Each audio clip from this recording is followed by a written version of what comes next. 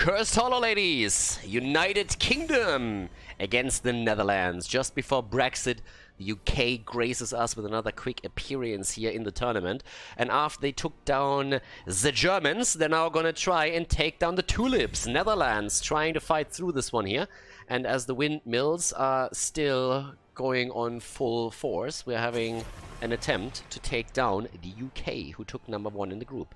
So, best of 5 series, we are in the playoffs. This is a round of 8 match. The winner is going to advance to the semifinals. The loser will drop out. And as mentioned previously, if you want to have additional information about this, if you also want to watch this live, if you catch it on YouTube right now, then check out Khaldor.tv. Live stream schedule is on the website, so you can have a look there. There's also additional information about the stream, the tournament, and upcoming stuff. And at the same time, make sure that if you watch it on YouTube, that you not only sub to the channel, but you hit that like button on the video if you enjoy the coverage here. Okay, with this coming to move in, we have Anna and Zeratul, both banned out. And also Chen, so everything that dives is pretty much banned immediately against the UK. It's kind of interesting. And, well, especially with Thai. Oh, again, it seems really like we had, this is actually starting to drive me a little bit insane. Because apparently Blank has a bit of a hard-on for the Butcher. So he likes meat. And it seems like every single team just bans out the Butcher against the Netherlands because they know that he wants to play the hero. And I think it just shows that these people don't understand fun. I, as a streamer, as a caster, you guys as the audience, we want to see the Butcher. Hashtag free the Butcher. It's inexcusable that he always gets banned out here. I want to see a little bit more fresh meat. But Hanzo comes in. So, Kapash with Hanzo and the Blaze and Rega pick right away. Now this is Cursed Hollow, so Tyrael as a main tank is again another great option because the boss fights around Sanctification are pretty good. You have also Falstad for Mighty Gust. ETC with the stage dive is becoming solid. You could play Abathar if you wanted to. There's a couple of things that you can definitely play out. But yeah, let's see. I shall suffer! Ah, God, I love that skin. Leo trying to take out the trash again. And, well, the UK. What are we going to see? There's still a couple of picks up for Thai, who plays pretty much a different account whenever he joins these games. So, yeah, this time, always the captain for the team, but still. What are you going to get for him today? There's still the Tracer pick available to him, if he doesn't get banned out. Melganis gets banned. No bats on this map. And, well, let's go. What's the last ban here? I mean, you could ban Tracer out. Zeratul is already banned, so that Thai can't play it. But what else are we gonna get? Alarak ban. Not bad either.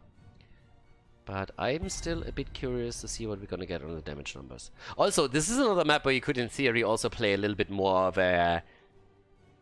Wait, was this actually in the Netherlands that picked the Vikings? I was just about to say, this is another map where you could pick a couple of more extravagant picks. There's the ETC for stage dive, potentially, and Sylvanas, but this could, in theory, be a map where Vikings get picked. The problem is, if you want to play a Vikings game, you wouldn't go for Leoric, because the Vikings are taking a lot of that off-lane soak that you normally try to accomplish with Leo himself. If you play Vikings, then the hero that you more so want to get is actually a pick into Zarya, for example, for a strong 4-man. Turana is interesting. Turana, again, as a support, I mean, damn, son.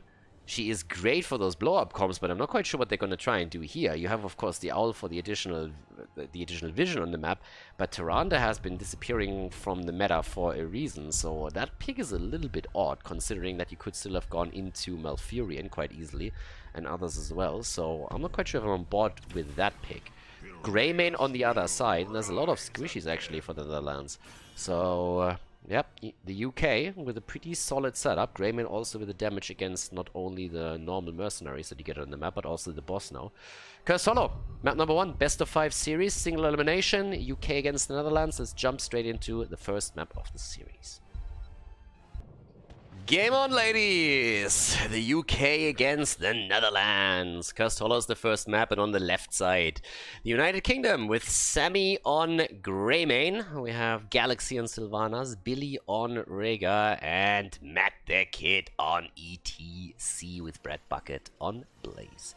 Over to the right side of the map, Fish on Johanna from the Netherlands, Kabash on Hanzo, Mindtalk on Liming, Artanis on Toranda, and Blank is playing Leoric. Alrighty, let's see if the team in red actually... I mean, just from the get-go, UK is the favorite in this match. UK had a little bit of a rough start into the group stage. They made it out of the groups as the #1 team, which was actually a bit surprising considering how much they struggled at the beginning.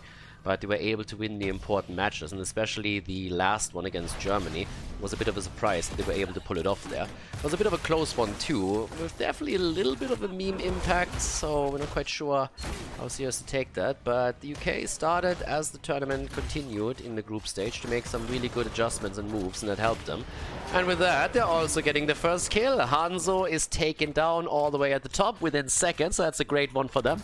Down at the bottom of the map, still a bit more aggression right here, and in this case didn't really have a negative impact. Mindtalk, by the way, going into the Ether Walk on level 1. We've seen that talent in the previous series, also played by, I think it was a French team actually, if I remember correctly. But the kill against Hanzo was a quick one. It was a super quick one right there.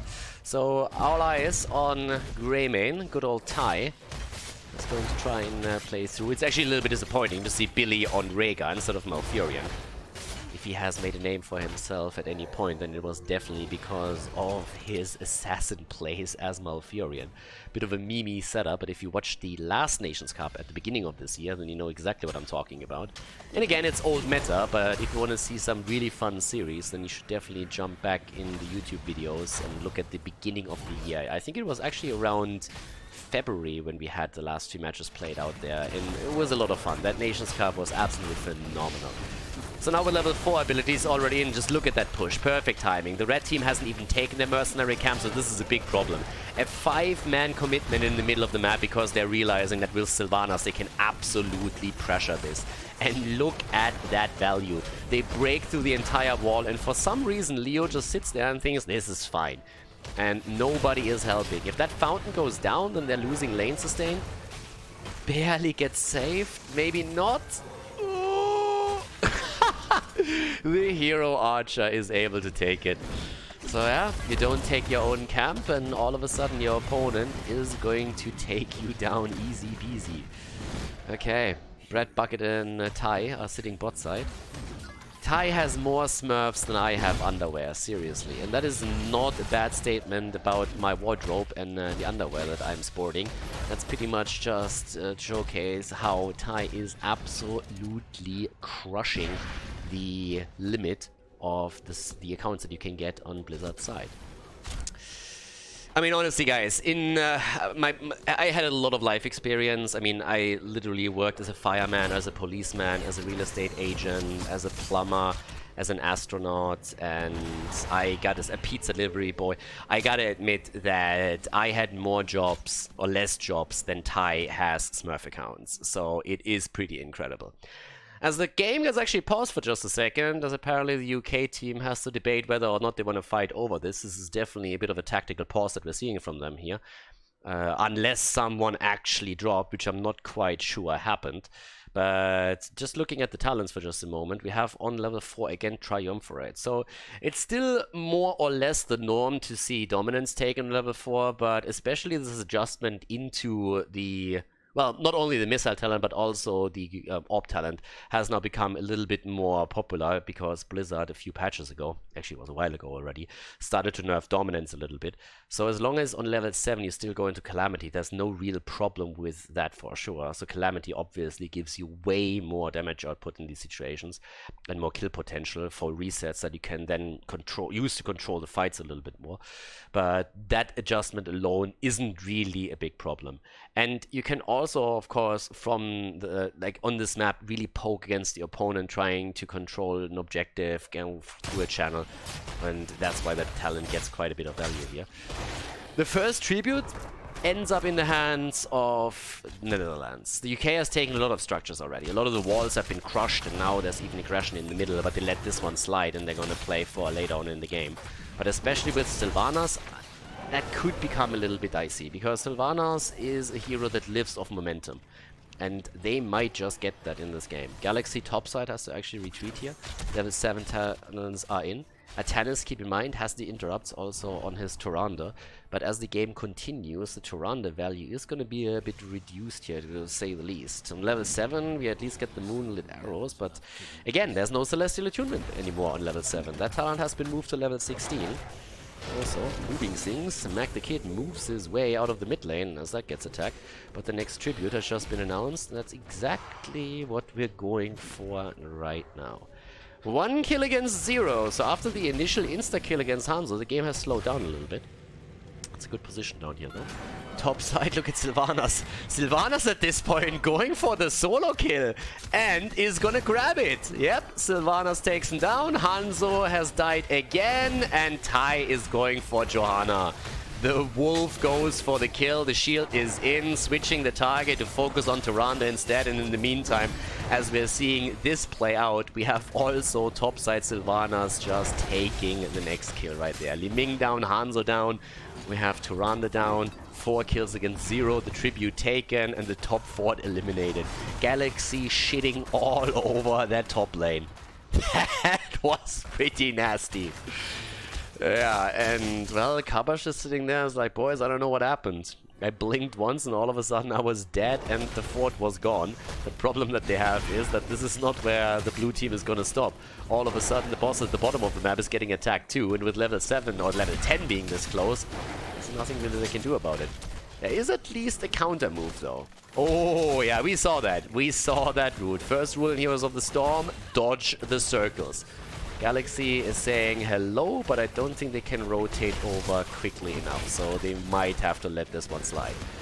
Yeah, he's moving in, trying to buy a little bit more time for the team, but they can't really make this happen. So instead, the blue team is now going to push this at the bottom. And I talked a bit about Sylvanas and the push power that she has, but let's just be honest for a second. If you have a Greymane in your lineup, and especially a Rhaegar with a lightning shield, then it's not only Sylvanas that can push lanes pretty easily, as you can see here. I mean, that boss soaks a little bit of damage and all of a sudden this entire fort is gone. There's a second tribute that's pretty much a freebie now because Netherlands go for it as they spawn bot side, top side, but the UK just says we don't give a shit. We instead are just gonna go and start to push for your keep. They have level 10 already, Galaxy is there, so now they're gonna disable the structures. It should be level 10 versus level 10, but it seems like the UK is trying to go for a new record here. They're pushing this heavily. Top lane boss is actually starting to get defeated pretty easily. He's not going to get a lot of value. He has level 10s for both teams now, but this wall is down, and the next boss that is taken at the bottom is going to be so much more impactful even. So, yep, that was pretty solid. ETC stage dives topside. First of all, to make sure that they're not losing out on any experience, and second of all, to help with the defense against the boss. Cooldown that can easily be used at this point. So far, so good. Strong performance by the UK.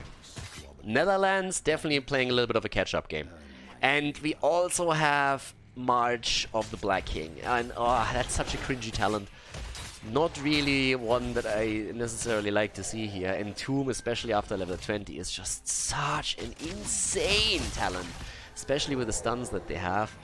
But if there is a fight happening in any of these corridors and Blank gets a perfect ult out, then he could obviously also do a lot of damage here. But if it really comes into play, it's something that we're gonna find out sooner rather than later, I suppose.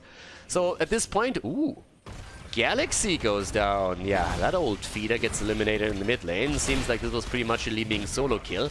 That Mind Talk executed, nicely done by him. But the tribute is still channeled by the UK, so now the next tribute is going to curse one team, one way or another. And still the attack here in the middle of the map. Blaze is sitting topside. There's a camp that has been taken, so the Siege Giants are eventually going to push the lane too. But it seems like the Netherlands are kind of done with just sitting on the receiving end of the beating. Instead, they're starting to bully around a bit too. Stage dive comes in, and they're looking for the backline here. The arrow connects, but only with Rhaegar. And he's totally fine. The quest is completed for Blaze, which gives him now also the unstoppable frames. Good connect on Leo, and that's going to be a kill against him, most likely. March of the Black King, and that's a lot of air bolts that we're seeing here. Nice move with the bunker from Bad Bucket. And in comes Ty with a kill, but he himself goes also down. They get the counter kill against Johanna, though, and that's a 1-4-3 trade. And in the meantime, the Galaxy's nearly taken out again. Ooh, UTC. And another kill. 4 down. In the meantime, as Living goes down. In the meantime, as we have Blank about to die too if he doesn't ghost away from this one. Wants to go for Galaxy. Is gonna fall here, I suppose. And yep. So as we're seeing Vega, come on. Come on. Come on. Come on. Come on. Yeah, that's my wolf bite. The curse hits, and in the meantime, the top lane has been severely attacked by the catapults and the siege giants that moved through here. So at the bottom of the map, we already have the keep taking damage. In the middle, the fort is about to be taken down. So not only do we have 10 kills against 2 now all of a sudden, but we also have the structures severely pressured. And the Netherlands are at this point falling apart under the pressure that the UK is executing right here. So yeah, this is getting quite nasty because we should see, first of all, we should see several keeps fall pretty soon. If not here, then as soon as the boss is taken.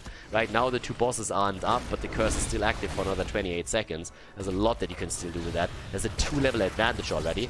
An arrow that gets cleansed out by Billy. Yep, and Sylvanas is already sitting at the top, pushing 1 keep as Brad Bucket pushes the one at the bottom. Sylvanas moving away. Once, twice, no stun against her, and in the middle of the map still a bit more damage from Greymane as he takes another one down. Keeps have not fallen, but both of them have taken a beating, and now as the boss is coming up in just a few, we are likely going to see a move by the UK straight in for that so that they can maybe even end the game already. 16 is also going to close in. But, well, let's see. 10.5 minutes in, boss should be up in, yes, 5 seconds. And at the bottom of the map, ooh, I got close. Catapult barely taken out. But as predicted, boss is up and immediately they're on it. Yeah, there comes the owl and connects, but well, I know that seeing is believing, but the problem is that just because you know what's going on doesn't mean that you can actually do anything about it. So that is going to be a boss that moves through the bot lane, which means they can kiss the keep goodbye. The only question is the core going to be taken in the same move too? It's nice that they take the boss on the other side. That's definitely good because it removes it as an option for the UK from the map. But with level 16 talents, this is still nasty. This is also going to be taken out, but we are more worried about the bot lane than anything else because this keep is pretty much non-existent. You have siege giants coming in together with it. So right now, the worst that could happen for the Netherlands would be kills against them, but as is, it's already bad. 2 levels behind, a talent behind, and you have a boss plus siege giants move through bot lane. This is a play for core. This is not a play for keep. This is a play for the lead in the series in this best of 5, which is exactly where they're moving right now. And this is still early in the game, so the boss didn't really scale too hard, but it's all about the team fight right now. Good stun. There's an arrow coming out too, but Jojo needs to be very, very cautious. The core is already losing hit points and the siege giants are still on it. And there's the stage dive, the jet propulsion. Greymane comes in, the double kill. And that is easily game number 1 in the hands of the UK now. No problems for them. They get the triple kill as they drop Johanna. Now they're even starting to chase down the remaining heroes. Not even needed at this point any longer. The core is falling and the UK takes game number 1 in the best of 5 series here in the round of 8 of the Nations Cup.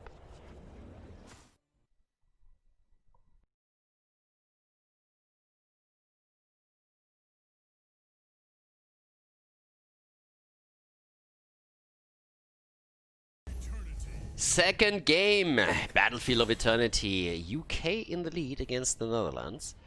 And it's gonna be a little bit scary. I would honestly consider banning Sylvanas here, or picking her away, because it seems like UK is trying to snowball this a little bit.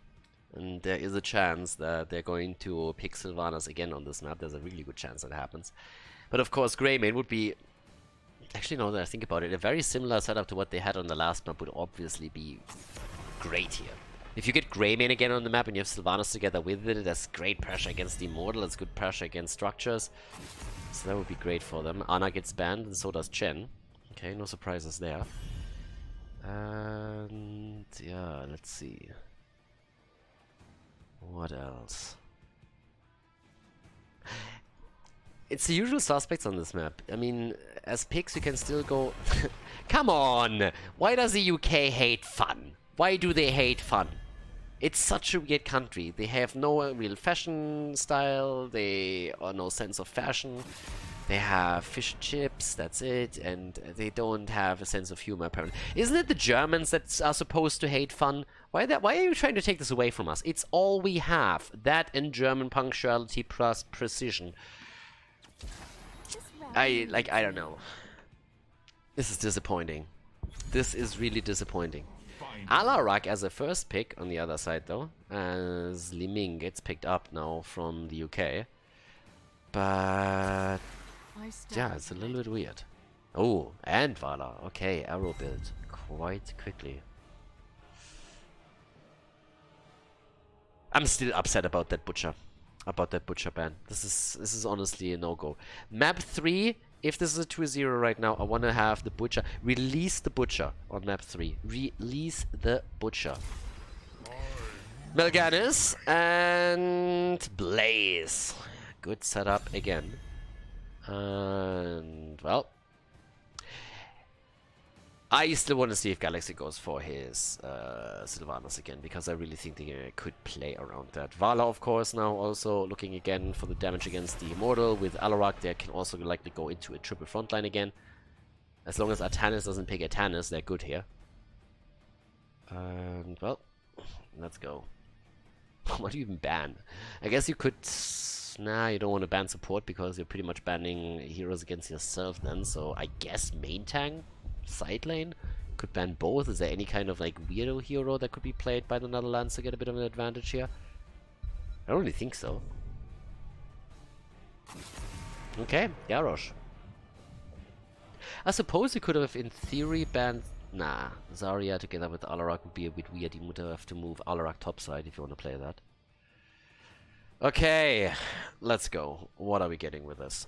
This is pretty much going to reveal most of what we're going to see from them. Rhaegar as the support and an Uther main tank. We're going full in A again, boys. Okay. Uther main tank plus Rhaegar heal, so a lot of sustain again. And, well, let's see how the UK responds to that. We've seen that style now a couple of times. It hasn't really been successful. Neither in NA nor in Europe, I might add. And there we go, Nezebo. Bruh. And Anduin. Alright, ladies and gentlemen, so we have the Frog Eaters with some actual frogs in the game now. And Anduin gets played too, the card of Heroes of the Storm. Last pick, the offlane, apparently, for the Netherlands, as Blank is the one that we're still waiting for. And it's Leo. Alright, ladies and gentlemen, game number 2, Battlefield of Eternity is the map, and well, let's jump in and see if the UK can take the 2-0 lead, or if the Netherlands are starting a bit of a comeback here. Okay, here we go, game number 2, and I have to apologize. I actually said that the Frog Eaters are playing some actual frogs here, and immediately I had some Frenchies in my chat complaining bitterly. Frogs? Wait a second, Frog Eaters? We are the Frog Eaters, the French, not the English, and they are absolutely correct. I apologize. The French are the Frog Eaters, indeed confirmed. I actually mixed that up for just a second, so a little bit of fish and chips on the side of the blue team, but Galaxy on Nezebo. We have Billy on Li Ming, and that means that Tai is playing Anduin. We've actually seen this. Brad Bucket on Blaze and Mac the Kid on Mal'Ganis. On the right side, Kapash on Vala for the Netherlands, Fish on Uther, Artanis on Rhaegar, Blank on Leoric, and Mindtalk is playing Artanis. Ah, well. And with that, we're now also seeing an arrow build again for Vala. Obviously, the perfect build for that. Widowmaker. It's still a little bit weird because Sting of the Deep got debuffed to an absolute insane amount. But on this map, if you're trying to burn down the Immortal, it's still better to go into the Spider build because, especially with the synergy on the level 7 talent, you get a lot more damage against the Immortal itself. And it's not really a map where you get that extra spell power together with Vile Infection, because this is a 2-lane map where most of the fights are centered around the middle, so Nazeebo has a tough time stacking and getting stacks together. So I would love to see him on other maps just to see how much Thing of the Deep is being played now. We saw it once on Volskaya Foundry, and there with a lot of success. 20% of additional spell power, while getting a range increase and playing safer, is pretty nuts, as you can imagine. But again, as it stands, topside, the 2-for-1. Blank is drawing a bit of a blank as he's thinking about how to defend against this. And, well, he's not doing too bad against Billy, but generally speaking, he's still losing the lane. It would be a shocker if he would win it, or draw even against the two. But yeah, slowly and steadily, those towers are going to fall. So, down at the bottom of the map, where we have already our little setup, Tannis on Rhaegar, and Alarak gets putting it back to sleep now too. We're still trying to set this up, and well, one guy is already running out of mana here. Pretty early already. So yeah, so let's actually check this one out. This is still a little bit weird, because we've actually seen Billy on Limming a few times now, and this is the second time that we see exactly that particular combo on Battlefield of Eternity. They played the exact same style with Tai on Anduin and Billy on Limming when they played against Germany. And that was a really cool setup for them. So it was one of those changes they made. Obviously at the bottom of the map now we have that double support setup. Uther still more so in the main tank position, but still you have the extra heals and the sustain. It makes it quite powerful there. Mac is receiving a lot of damage there firsthand, is experiencing this, but there's already the healing totem in a good position, difficult to take down by the opponent. Level 4 talents give us the charged blast. And outside of that, pretty much the builds that you would expect thus far. But, of course, as the Immortal gets announced, it's time for the Shaman camps to be taken, so that while the objective is up on the map and being fought over, the lanes are getting pushed, and teams have to make a decision if they want to spend time defending the lanes, or if they're going for the Immortal instead. That's pretty much the setup right there. Well, with this done, there's already the move into the mid lane. Nazeebo should be able to push this out easily. And there's the heals, making it a little bit harder for Nazeebo to actually stack. But yeah, it's time to shine. So it's time for the Spiders to do a little bit of work. And obviously Vala is going to try and do the same thing. But that was a nice setup against Rhaegar. Gets trapped by the zombie wall. Not taken down though. But Galaxy still able to move away and gets a bit of extra damage out as they're starting to put the hurt onto Leo. Blank is losing quite a bit here. And in the meantime, Blaze sitting top. Another great wall. Oh my god. We're talking about Tassadar just building wall after wall. But Galaxy's now going in with the zombie walls as well. Galaxy's starting to come straight in for that. And in the meantime, Blaze with a nice jet propulsion. Minotaur gets slowed down. Vala's already dead. They're trying to go for Uther. And Alarak is also low. Everybody on the run. And it's actually a pretty annoying setup right now. Thankfully, the towers home in on the Shaman. If that wasn't be the case, Galaxy could have gone through the entire thing with the Shaman camp here. It's not quite happening, but he still puts the hurt onto the wall itself. The halftime show is something that they should easily win too. And yeah, it's getting a little bit bonkers. Red team at least is able to send a few more heroes over since nobody was defending and takes the halftime show. But the lead is slowly accumulating for the team in blue as they're starting to pressure the lanes. Top 4 has already taken damage, which is huge. And at the bottom we see a similar thing. Now there's a defense set up, but 2 heroes on the left side still attempting to take at least a few of the shields down. But it seems like the first Immortal is going to be won by the Netherlands one way or another. But Vala dies again, and she might not be the only one. Yes, Alarak is low too, and he dies as well. Now they're body blocking Uther, and the old Lumberjack is having a bit of a problem here. He goes down too. That's 3 kills that just got picked up. Yes, the Immortal is in the hands of the Netherlands, but they can do very, very little with it. They don't have the level 7 talents just yet, and they need to move to the top lane in order to protect that Immortal, which I honestly think is going to be pretty much impossible because it gets burned down super, super quickly right now. There's nobody to push with this. And Nazeebo is sitting at the bottom of the map and is just doing his thing.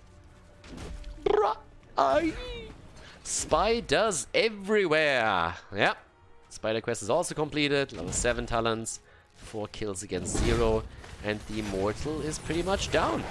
They're trying to get some damage in against Magnikid. That's a good combo actually, and a good follow-up stun. But Anduin is ruining the play immediately. This is honestly the annoying thing about going up against Anduin every single time. It feels like that at least. Every single time that you execute a combo, with Anduin. All of a sudden, he comes in with the trade and just saves him. But Mal'Ganis was asking for a bit too much here. Not even Anduin could save him. But Vala goes down, and Alarak is also about to get wrecked. And Anduin, yeah, he goes straight in against Uther together with the rest of the team, and they're dropping the guy with the beard. So another Lumberjack kill. 7 kills against 1. And yeah, it's rough. Oh, this is a bit dirty. It feels dirty. Like, I don't know about you guys, but watching this feels a bit dirty. I think after level 10, this might get nasty. There's a little bit of a warning here. This might not be safe for work, ladies and gentlemen. If you're currently watching this at work, if you have kids in the room, then please think about their mental health. If you experience this firsthand, you have to witness this might be a little bit tricky. There's an official trigger warning for you right now. This might trigger a couple of people, especially when you're from the Netherlands. So you should be cautious here. If you have kids in the room, they could be traumatized. So definitely turn the screen off, turn the sound off a little bit, because the cries for mercy from the Netherlands might just be echoing through those rooms in a few seconds. Either way, level 10 abilities. And the Ravenous Spirit for Nazeebo. The Light Bomb attempt. Look at those dirty Brits as they're trying to get the insta-kill over there. Calamity damage plus Light Bomb. They were hoping for there being heroes. Can you imagine if there would have actually been a few of them trying to take the camp, how quickly they would have killed those? Pretty much as quickly as Liming just dropped Uther. That's pretty much the same thing.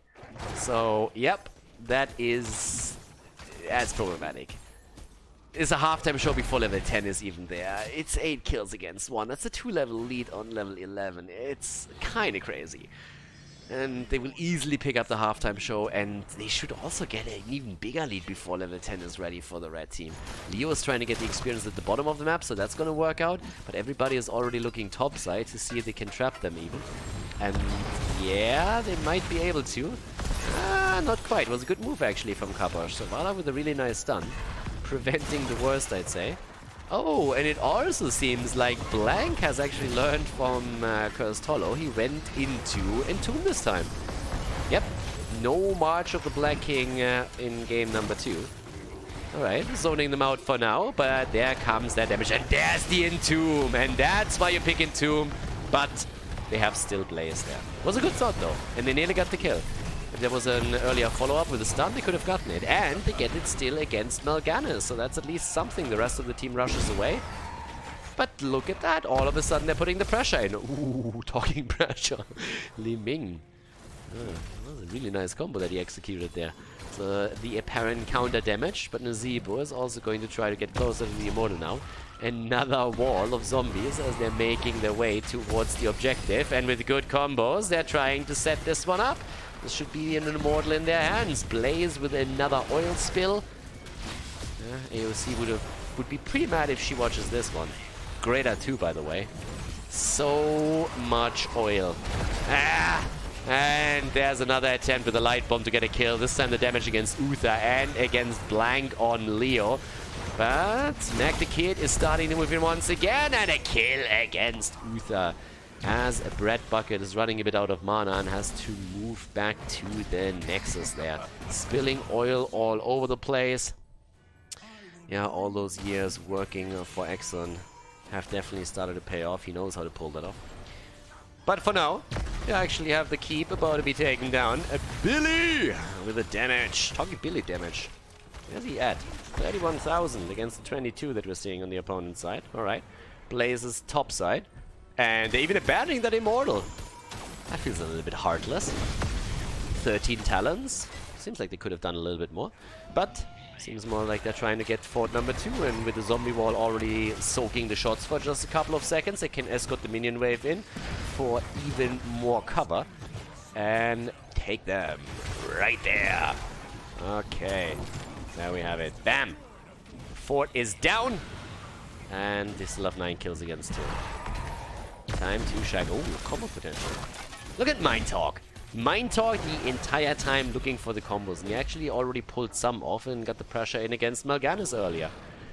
And Mal'Ganis just saying, "You can't kill me. I'm Batman." quite window. Well, Batman is trying to go for the utility belt apparently, because he is setting up, or trying to set up another kill.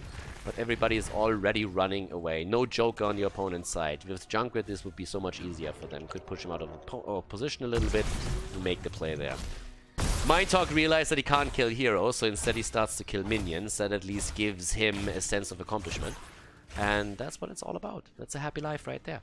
It's all expectations. You have to lower your expectations. Can't kill heroes, kill a couple of minions. The secret to happiness, ladies and gentlemen. Low expectations. Yep, you learned something today. Oh, wow. The fuck was that? Galaxy fat-fingering his Ravenous Spirit, insta-canceling the thing. And yeah, that got absolutely no value whatsoever. And great timing, just as the objective is announced. So absolutely fantastic. The zero value Nazeebo move, just showcasing again that he doesn't need that.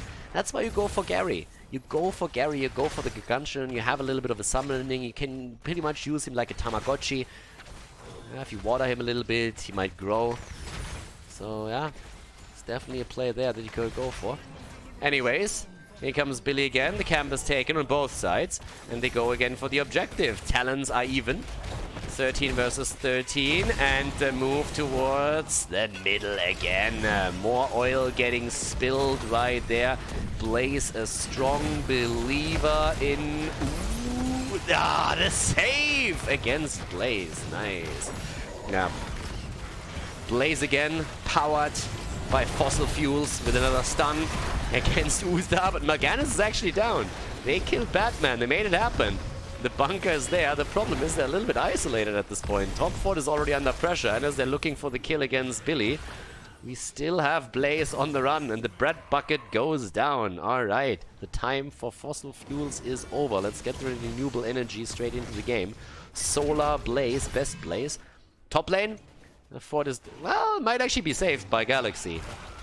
Yeah, he's honestly going to save it. The problem is, can they save... I don't think they can save the halftime show. They might still be able to save the Immortal. But we definitely see the UK fighting back in this. So yeah, 9 kills against 4. Half level to level 16. That would be the dream if they can force a 16 fight before the objective is becoming a thing. 107 stacks on baseline Nazeebo, by the way. And they're just trying to race it. Yeah, that massive sustain on the side of the red team is so far actually working out for them, okay? So for now, things are starting to look a little bit better for, yeah, for the Netherlands again. Alrighty. Can he actually turn this? Top rotate? Yeah, okay. It makes sense. I was for a moment wondering why they're not pushing with the Immortal, but let's face it. The problem here is that level 16 is going to be ready any moment for the UK, so the Netherlands are trying to avoid the fight. That means, well, actually they're pushing bot lane after all. Okay. Well, they have to be careful. 16 is a problem. I thought they would go for the top fort and then let the fight play out at the bot lane and do the let the Immortal do a little bit of damage. Instead, they're trying to make the play right now. That's a much better setup right now with the Ravenous Spirit. There's already a bit of a stun coming through. Damage is in. The Immortal might get the fort after all, but that fight could still turn against the Netherlands. They need to be cautious. The red team already moving away. Quest completed for Vala. The turn against Billy, and he's nearly going down, but the Blaze, that propulsion comes in again. Bunker on the ground, and Uther gets Ancestral. Even the Divine Shield gets popped here. Double ult on Uther as they keep the Lumberjack alive. Tannis on his Rhaegar is a bit low, but so is Galaxy as he jumped in. And that's Nazeebo down. No idea what Nazeebo is doing this fine. Even with the telekinesis, that shouldn't have been a thing. But they're turning it against now Mac the Kid, and that might be a second kill. He's trying to get out and barely does for a moment, but gets dropped just on the back end. That's 2 kills against the UK. The Netherlands, ladies and gentlemen. They are actually starting to gain momentum here. They have 6 kills against 9, but they are on nearly even experience with their opponent. Nazeebo at 110 stacks. Normally on this map you're not really thinking about Nazeebo Viral Infection, but at this point it seems like the UK has to at least consider trying to draw that game out a little bit longer. 48,000 damage from Li Ming, 41,000 from Nazeebo, and Vala on 40k. Huh. We saw a big momentum swing here. UK kind of dominant in the mid game. But right now, the Netherlands are starting to do their thing. So, well, let's see how Nazeebo is going to plan this one out. I mean, honestly, Nazeebo is he needs to be a bit careful with that setup. He was definitely in the spot where he shouldn't have been. He has Ice Block now available too. But with 120 stacks on level 17, there is honestly a chance that he's going to get the stacks completed in time to be useful here. Maybe not quite for level 20, but it depends on how the map looks at that point in time. Either way, we can talk about that a little bit later. We have to watch out for that. 119 stacks on the Sadism for Alarak. And yeah. The Divine Shield and Ancestral combo. Normally with Uther in a setup like this to see the Divine Storm, but Netherlands are playing this totally safe. And it seems to be a little bit frustrating for the UK. Because they're just sitting there and saying like, we can't kill shit. At least not in the last team fight. It's just a bit too much. There's an Azebo pressure again. Yeah, we saw that. Walk straight into the stun. And they're trying to race that down. You have Vala against you, and Vala is burning that Immortal down super quickly. Thanks to the combo of Li Ming and Azebo, they have a lot of pressure against the objective as well. But of course, if you leave Vala alone for just a few seconds, they're actually racing it. Damn. Well, they're slightly ahead. They might be able to push that one off. And who's gonna win it? It seems like the UK has it. Yeah, they do. No, they don't. It's actually the Netherlands. Yeah, Netherlands get another Immortal. Need to deal with the bottom of the map. Top lane gets already dealt with. It's starting to become an interesting game, everybody. I wouldn't have thought it possible. Okay. I'm a little bit curious to see how this is going to pan out now. They're going aggressively for Leo and also for the Immortal because they had vision on some of the NL players at the bottom of the map dealing with that big camp and also the wave that was pushed through. That's great. Blank wants the Entomb though. Question is, does he get it? Doesn't seem like it. And he really burned that Immortal down quickly. I mean, it's 50% HP. Yeah, that Immortal's not going to get jack shit. If anything, it's gonna get the wall, but that's about it. So it's still, I mean, they're pretty much dead even on structures, right? Dead even on structures, dead even on experience. This could become an interesting one. Oh, Anduin! Where's the save? What? Oh my god, the kill against Anduin. Nobody's saving his ass, the bunker not doing anything for them, and all of a sudden the Netherlands are just saying, hey boys, if you want to meme us, we're going to fuck you up. The Zebo goes down, that's the second kill, and there's the triple and the quad kill. And the Netherlands are all of a sudden looking at a possible victory in game number 2. That game is not going well for the UK. Great start into the game, and then they're getting absolutely murdered, and this is going to be a 1-1. This is going to be the tie in the series. Yep, UK moving for the core, and there's just no way that Billy is going to defend this solo. Nicely done here, and there's the level 20, just barely missing the hit against Li Ming. But Uther shows no mercy, drops her to the full 5-man team wipe as the Netherlands equalize the score on Battlefield of Eternity.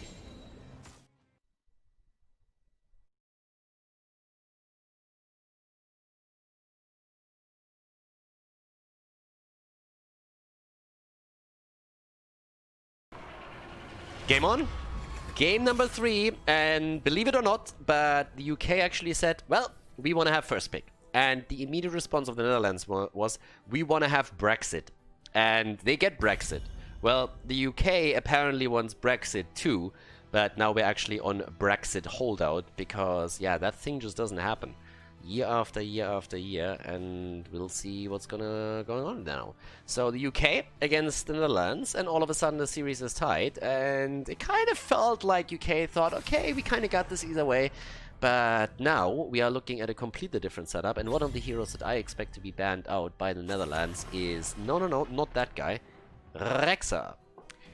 We call Rexxar the king of Dragonshire for a reason, but believe me, Rexxar is going to screw up the top lane pretty heavily if you let him through the draft. So right now, a Rexxar pick for either one of these teams would be huge. And again, they hate fun. The UK hates fun. They don't like meat, they only like fish and chips. And yeah, so they ban out the Butcher again. It's honestly, it's sorry. It's a little bit of a sorry state here. Honestly, Rexxar. I mean, seriously. It's Brax's holdout. Rexxar first pick. There we go. I can't believe that that hero wasn't banned.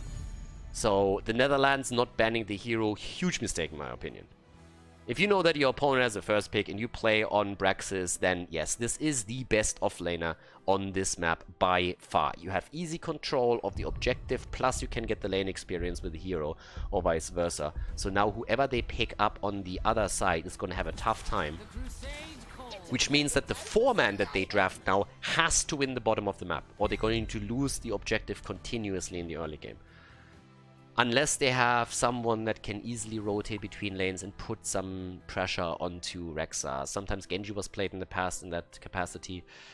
And Nubrak sometimes dives between the lanes. But generally speaking, that Rexa pick was a strong one. Okay. Maybe even a Zarya setup at the bottom. Vala, Rhaegar. If they have someone that can play Zarya at the bottom of the map right now, you pick Zarya, you pick a tank, you have a fantastic 4-man at the bottom of the map, and you have a great hero setup towards the top. So I would be scared shitless if I'm the Netherlands right now. Picking Brexit against the UK might also be a bit of a problem. Gives them a bit of a home advantage. They feel comfortable with this. They've been in that state for such a long time now. ETC gets banned. I mean, again, there is also quite a bit that they can pull off with ETC, but it wasn't really the hero that I would be scared of. There's still Garrosh, of course, that could in theory be taken, and a combo between Garrosh and Zarya on the side would actually be not shabby at all. Alarak gets banned. Good move after the last map, and especially on this map now. What are they picking for the top lane?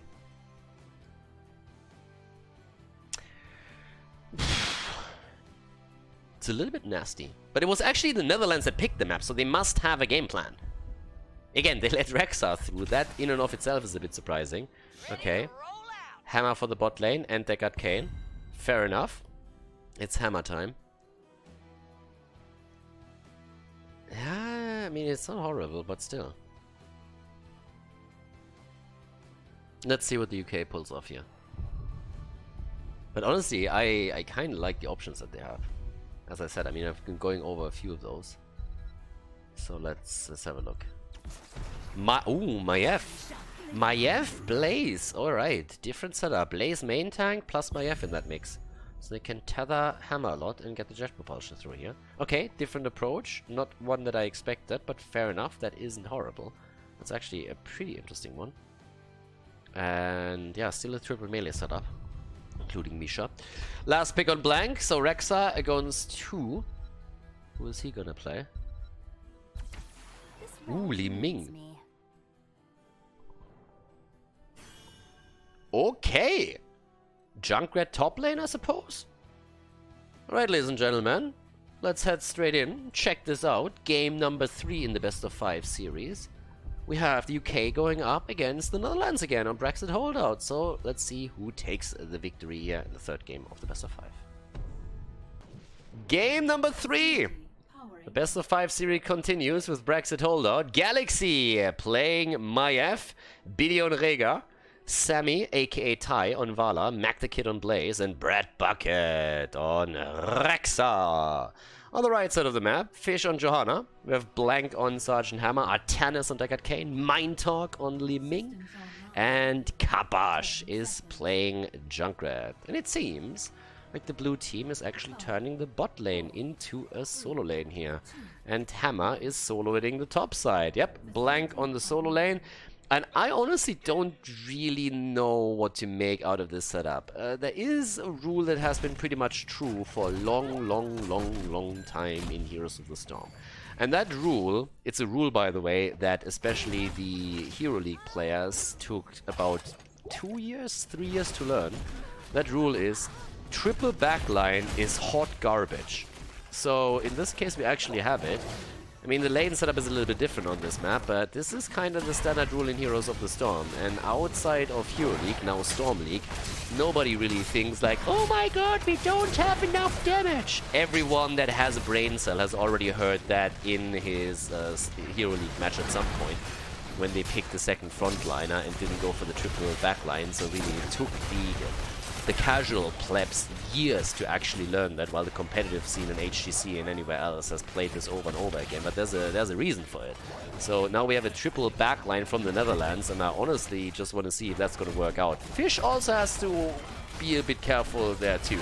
But we already have both of the teams just rushing this map pretty heavily. Bot lane, Fort is going to be lost. At the top lane, we see pretty much the same thing. There's a camp claim together with that. And that camp is going to empower that push even more. So if this is going to be a straight-up race, I can tell you one thing. The UK are going to win that handily. Already. Like, look at this. He's actually defending the bottom of the map as the blue team is already knocking onto the wall topside. So they are just absolutely destroying this. And Artanis is already moving back on his decker. They finally get the fort here. But topside, everything is just getting crushed. They're losing half the wall now as they move away from this one. Not really a good look for the Netherlands here. So, yep, that's unfortunate. Let's call it unfortunate for the time being. So, yeah, there's an additional, well, not quite a level, but there's additional experience in the hands of the UK, and they are definitely ahead right now. Blaze is holding the top a little bit longer, trying to make sure that they're going to get a bit more on the progress bar, and he does exactly that. He needs to be careful that he doesn't die, though. And Mac might actually fall here. The rest of the team, after taking the camp, is about to help out. And that is a fight that they're going to be very happy to take once that he tapped the fountain, because they have the level 4 talent. Opponent doesn't. Bot lane, Hammer's trying to solo that now. Also, the arrow build continues for Vala, but that early lead for the UK. But okay, let's see actually how this is going to pan out, because they didn't really continue with the push, Netherlands. They instead defended. So there is obviously a structural advantage on the side of the UK, not a big one. Still trying to zone out Hammer at the bottom of the map, but it's again the same setup. So Blaze this time is sitting topside and not Rexa, but the idea is obviously a similar one. You push against Hammer and you try to take the structures down as quickly as you can. This particular setup now with Johanna against Blaze, you can bet your ass that Blaze is going to win that in the long run. Especially since there's still a fountain up for him, but there's none for the opponent. They're even trying to catch some of the rotations and interrupt them, because Johanna eventually is going to lose that at the top side, and that attack is already coming down at the bottom of the map. And even Johanna is moving in as they're trying to turn this into 5 versus 4, because they're just realizing they can't hold the top lane against Blaze. It's just not gonna happen. Tai dodges out on quite a bit of the damage here. Now we have 72% against 0. So that Zerg wave, if it ever comes through, is going to be a nasty one if they can maintain that ratio. And Blaze is I mean, he's taking down this because he doesn't want to go so deep, because he's just saying, guys, if I go all the way over there and start to attack this, I might actually get ganked. So he expects that this is going to happen eventually, but there's the progress again as they're keeping Nisha on the point. Risking to lose her, which they do. Finally, there's at least one hero topside to soak some experience for the red team, and it is Junkrat. But this is still a bit of an awkward position for the Netherlands to be in. Because, again, they don't have an offlaner. They have a triple backline. There's no real offlaner for them. So Rexa or Blaze in the offlane are just going to take advantage of that all day long. And with a 4 topside gone, there's just no play that you can make. Instead, they're actually trying to gank up on this one. They're going for Kapash already. He's trying to push himself back here. There's a quick jet propulsion. And there's a body block. And that's going to be a kill. Junkrat goes down. They take control of this. They can make the move down to the bottom. And as you can see, this is already not really looking good for the Netherlands either. Now, this is technically a 4 versus 4 too, because Misha counts. Hashtag Misha's life matters. And the rest of the team now rotating in and starting to reclaim this. And this is going to be the first objective. It's going to be a Zerg wave, or it should be at least.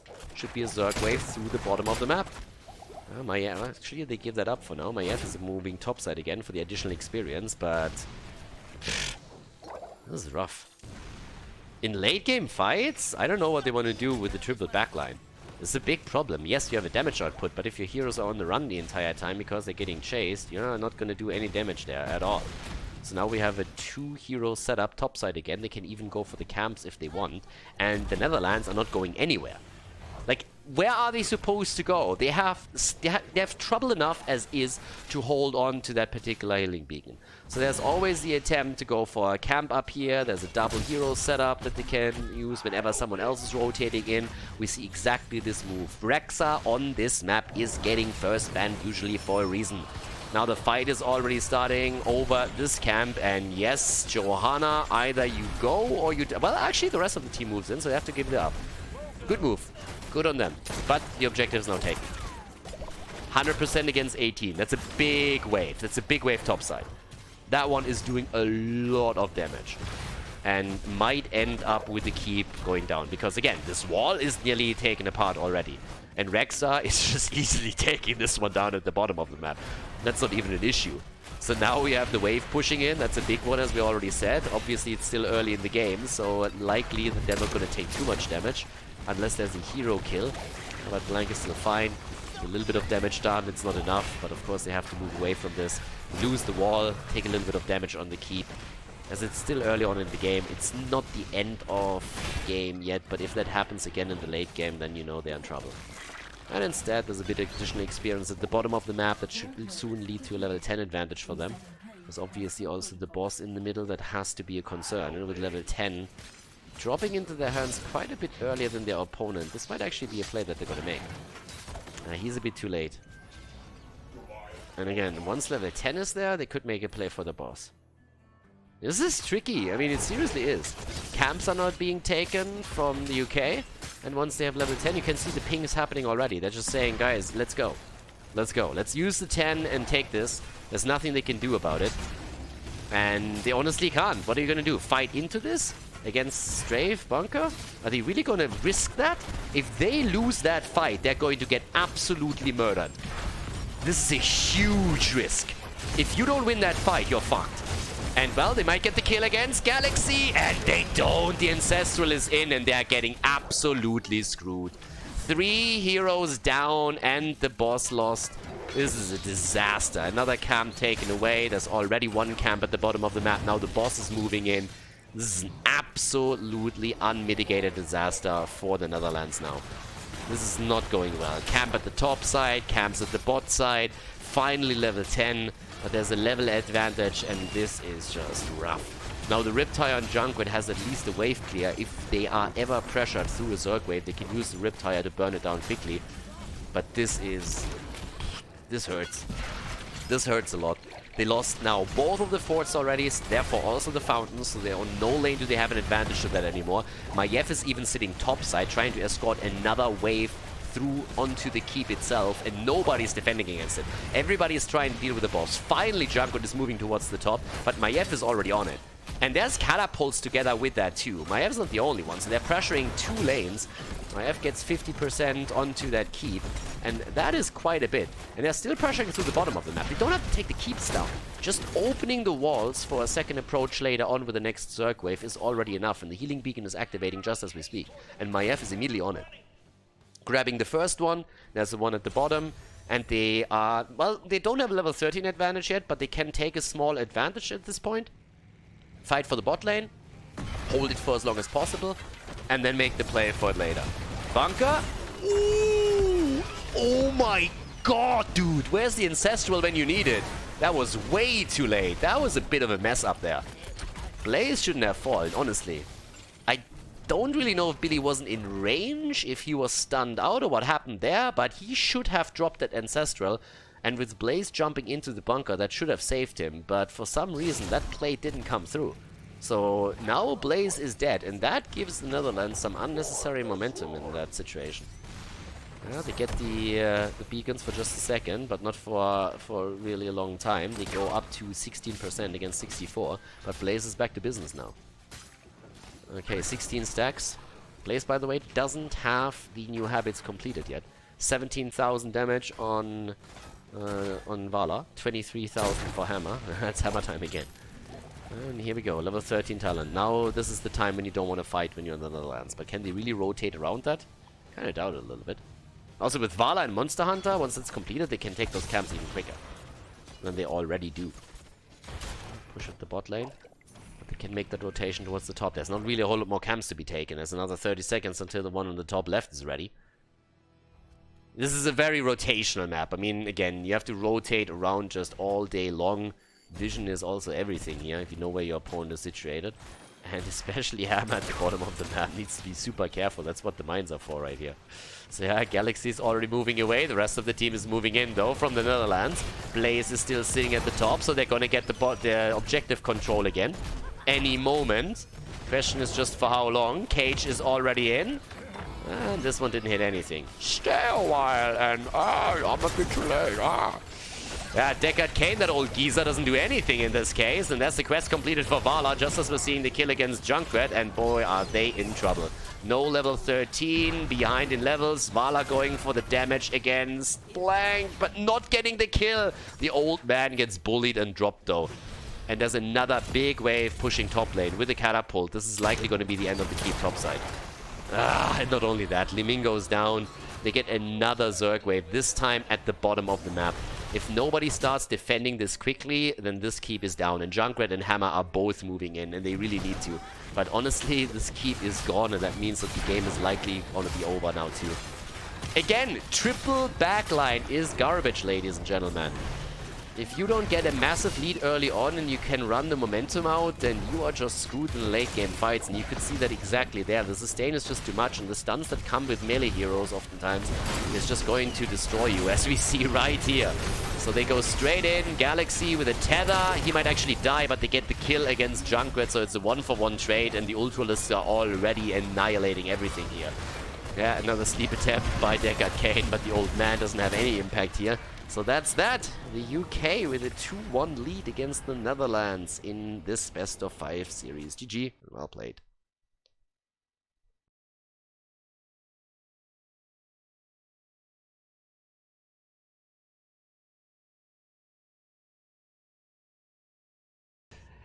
Game number 4. Okay, last one. Brexit was a pretty successful one for the UK. The question is, of course, can they close it out? Infernal Shrines is the 4th map, and Chen gets insta-banned. Yeah, on this map it makes a little bit more sense, but honestly, on the last map, I still can't get over the fact that they didn't ban Rexa against an opponent that had first pick, first ban. And that is just mind-blowing. On Brexit, that hero is just insane. And triple backline on top of it, bit of a misplay. Really big problem in the draft here. Sylvanas gets banned, so no additional push pressure through the Punisher. And, well, what else are we going to get rid of? Because Netherlands, I would assume that Blank, if he doesn't get to play the Butcher here, will most likely... Yeah, and the Butcher gets banned again. They all know that Blank loves to play the Butcher. So I assume that he's going to go for Leoric again if he gets this.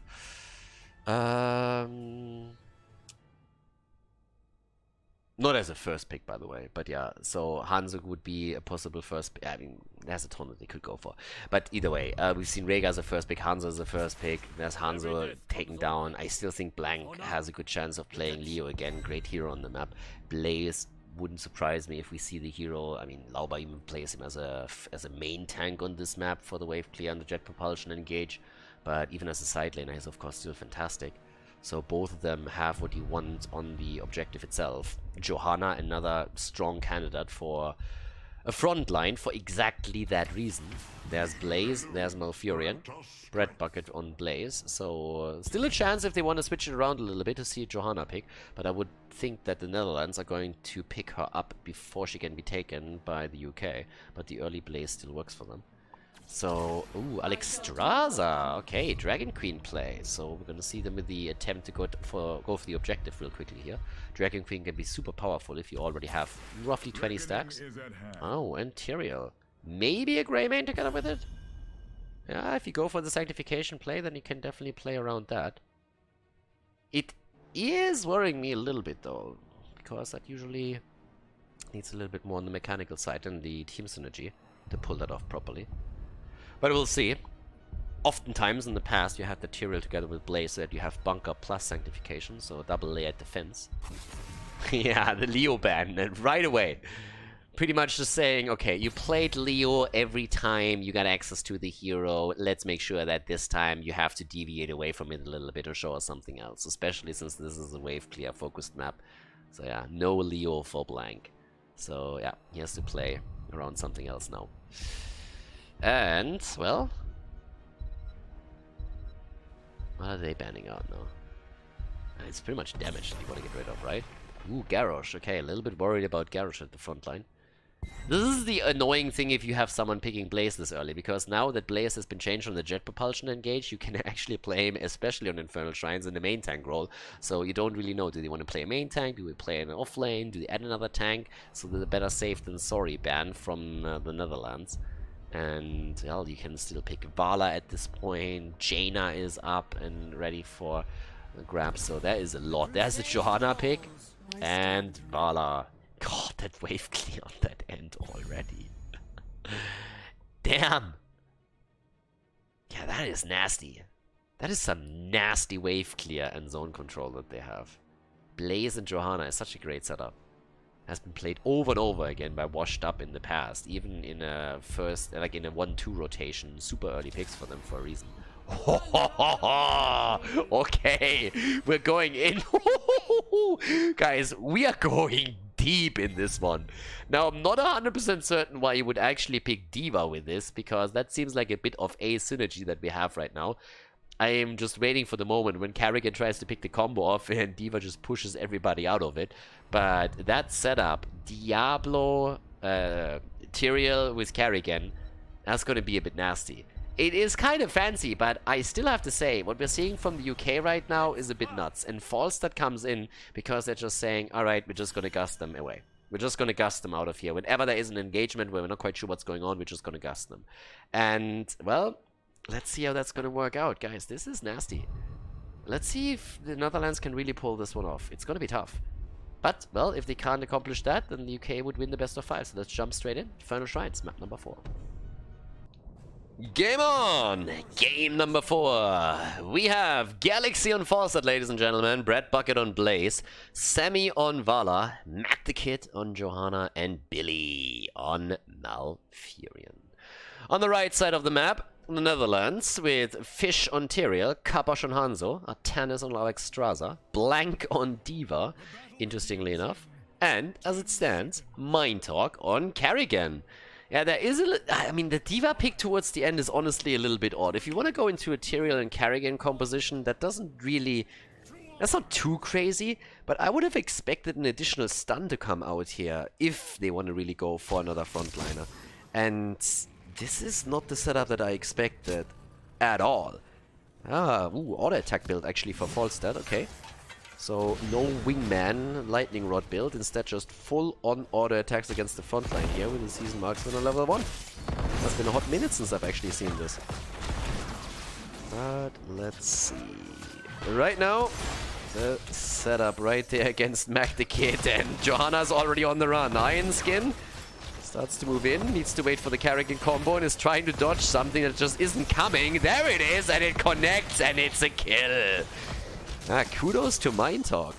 That was actually well done by him. That was nearly a counter kill. Alexstrasza kept him alive. But yeah, kudos to Carrigan, because basically what happened here is the entire time Johanna just trying to dodge a combo that never came, trying to run circles around it, and if Mindhuff would have YOLO'd out the combo early on in the fight, or in this encounter, then Johanna would have simply walked away from it. So him holding it back and pretty much playing a game of chicken with Johanna worked out really, really well, and led to the first kill for them. If they can keep that up, that would be fantastic. So let's see if they can actually pull that one off. But again, I feel this combo is going to be rough. That's another second setup, and Galaxy barely gets out, but these combos are spot on.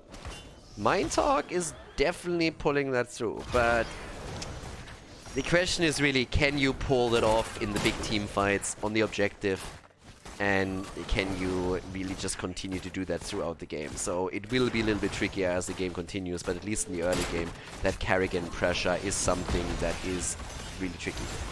Okay, Ty gets the camp. That one was important. Is still locked into a corner. Gets away. Combo hits the bird instead, but the kill against Carrigan, and Tyrael dies too. And that's not the only thing that... Oh my god! He survives.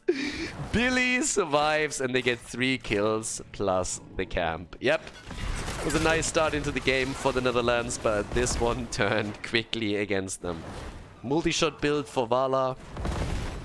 And the first objective gets announced as the blue team takes an entire level lead early on in this one. Ooh, damn. Damn. Yeah, this could be quite problematic. Again, the attack against Galaxy. Can you fly? And yes, he gets away. No more stun. Nice. Well done. Once the combo is out on Karrigan, there's not really a whole lot of stuns that are still available, so that was a really cool move. The only thing that you can do if you're the Netherlands in this situation is try to drop him before he gets out, but nope. Fly like an eagle. Gets away and moves out. Nicely done. And now we have the aggression straight up through the middle, and that's of course the moment where D.Va can also start to have a bit of an impact there. 9 stacks already for false status. Galaxy is starting to move in again. Yeah, but Alexstrasza has the Dragon Queen and is using it. They have a good chance of picking up quite a lot of the objectives in the early game, but now there's a level 7 talent available for the United Kingdom, which means they have a big lead and they can start to force the fight. Obviously, Galaxy is a false stat player that knows not to pick garbage talent if he goes into an auto-attack build, which is why we are seeing Boomerang on level 7. Yeah, and they go for the kill against Karrigan. Nicely done. Can they get the objective, though? That's a bigger question. They can definitely get Alexstrasza, I can tell you that much, but it seems like the objective is going to be taken with a D.Va bomb. And yes, Mortar Punisher comes through. 3 kills regardless. Guys, they might get more. They might honestly get more, because Tyrion's already on the run. D.Va is trying to escape, too. And both of them might die. Tyrion is dead, and D.Va survives. At least someone is able to make it out here. Camp at the top lane still has been taken, but that Punisher is already getting beaten to a pulp pretty easily. They're not even bothering baiting it over at this point. They're not caring anymore. That's why he has to be a bit cautious, but still. Alright, top side, there's already the Blaze set up. I feel like I have to talk about the false set setup for just a second, because now that we're actually seeing an auto-attack build, we've had a lot of people that thought that Secret Weapon is actually an alternative on level 7. Let me tell you, it is not. If you've seen a couple of players that have been former pros or good players pick this in Storm League or anywhere else, believe me, they are memeing the shit out of you. They can pick that because they are so good and so much above anybody else as former pros that they can pretty much pick any talent they want. But as you can see here, if anything is on the line, then even an auto-attack false stat will still go into Boomerang. What's the reason for that? There's actually quite a few. First of all, you can, during a team fight, push a little bit of burst damage onto a hero, which might just lead to you getting a kill. Another reason is it gives you wave clear that allows you to get more value out of your global, which is always amazing, and it helps you also to stack your level 1, which is the Seasoned Marksman. So there's actually a huge amount of reasons why Boomerang is way superior, especially since Secret Weapon is just a shit talent that pretty much doesn't get you anything. If you ever tried and looked it out in try mode, you see that you pretty much get 0 value out of the talent anyways. So in this case, pretty cool setup for Galaxy, and so far has played a really good game. I mean, he actually had the problem earlier when he was locked down for a moment, but that escape in particular was fantastic. There's the Gust, and that's exactly why they picked false stat. Karrigan jumps in, and they immediately say, nope, not happening. So they push the hero away, and now with 20 stacks already for false stat, they're already burning down to the bottom of the map, and they're taking down the fort. They have a 2-level lead over their opponent. And this is a fantastic setup. There's so many good tools against the Karrigan engage now, with not only Malfurion going for the Twilight Dream, but in addition to that we have now Bunker, Gust, and Blessed Shield. So a lot of fantastic tools right there. And they're going in for a potential second kill. The stun setup is perfect against Karrigan. Honestly, the ult from Billy on Malfurion wasn't even needed, but still, they made the play, and now they have an easy time to not only take the fountain down, but also go for the second fort, and they're just pressuring these the entire time. And there's little that can be done from the opponent's perspective. Especially the pick in D.Va is just so super awkward that I don't know what they are supposed to do with that. I give you that D.Va was the hero that allowed them to take the objective because of the explosion.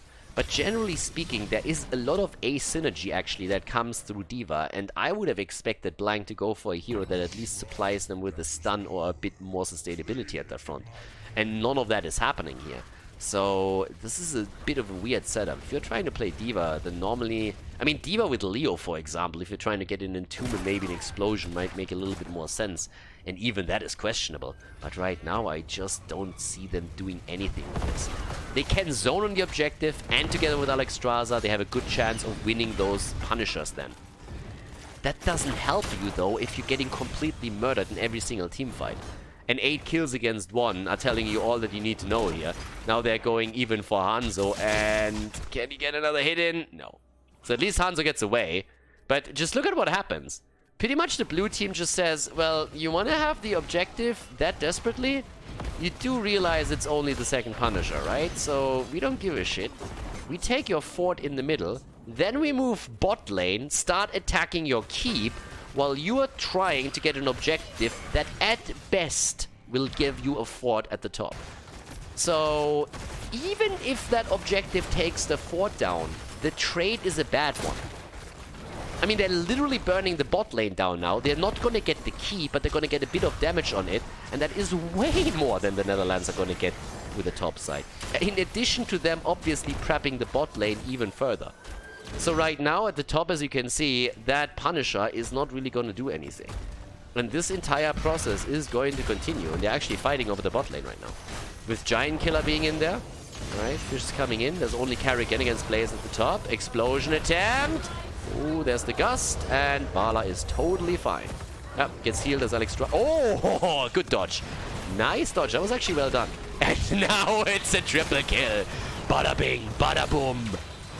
Sanctification, but you're just going to delay the inevitable, aren't you? Actually, with Alexstrasza, I might just be able to play that off. What else do we have? I'm just waiting for Falster to fly in, to be absolutely honest. But yeah, 2 heroes down, 9 kills against 1. And the big moves now towards the bot lane again. And up to the top, Punisher has gotten the fort, but not more than that. It's a 2-level lead. And full-on camp control with their map that's absolutely dominated by the UK. Yeah, and the UK haven't dominated anything this hard since Sir Francis Drake. So the attack to the bottom of the map with another push against the camps, and well, with all 3 taken, that gives you lead and experience, it gives you lane pressure, it gives you all that you need to do in this game. Johanna's the only one that died so far. There was a kill early on in the game. There was that one engage in the early stages. Falstad even threatening to fly again. By the way, Falstad is sitting at 34 stacks already. Which means that as this continues, he will complete his Seasoned Marksman, will then have the act available and get a huge amount of single target damage on any hero. And they're already pushing the bot lane again. They have camp sitting tight, and they have every hero starting to converge with level 16 talent onto the bottom of the map. Yeah, they're looking fantastic here. And there's Falstad with a Gust straight to the side. The Blaze Jet Propulsion doesn't hit though, but they're moving in, and Malfurion with the ult. Not using it yet. There it goes. Billy goes in, and the kill potentially against Carrigan as she uses the Chrysalis. D.Va gets the kill against Falstad actually. But how much can they actually do here? Because now D.Va is on the run, and in comes Johanna again with a good move, but they might lose another hero. Billy is in trouble, and Billy is about to go down. Gets dropped just as Tyrael is eliminated too. But this is really not the big victory that the UK expected. They're still doing fairly well, but the defense from the Netherlands wasn't really too bad. It was actually pretty strong.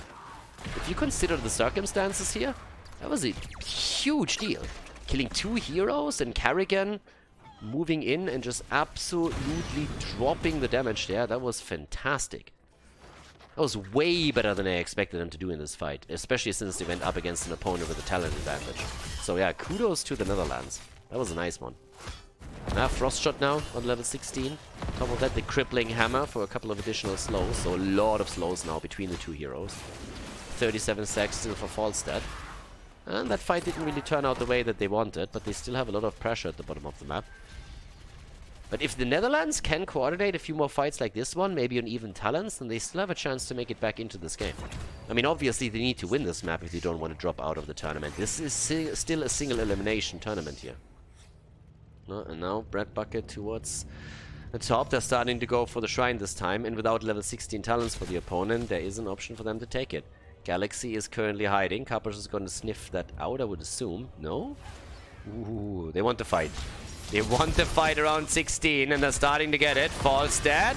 The damage against Alex Straza. Interrupt is in, and Alex is down. And there's the Twilight Dream, and another quick kill. Sanctification at least makes it through, but this is not looking good for the Netherlands at all. The Tulips are getting plucked here as Carrigan gets dropped. The Mighty Gus to go for the fight again, and already the Diva Explosion isn't going to do anything. Hanzo is down. Blank is on the run and runs straight into the arms of Johanna, who doesn't actually see the hero.